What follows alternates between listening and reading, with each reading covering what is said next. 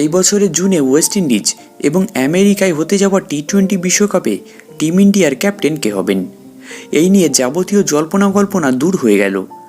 বড় ঘোষণা করেছেন বিসিসিআই সচিব জয় শাহ।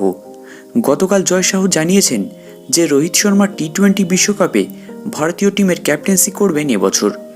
বুধবার রাজকোটে ভারত এবং ইংল্যান্ডের মধ্যে 3 নম্বর টেস্টের আগে জয় শাহ এই ঘোষণা করেছেন তিনি।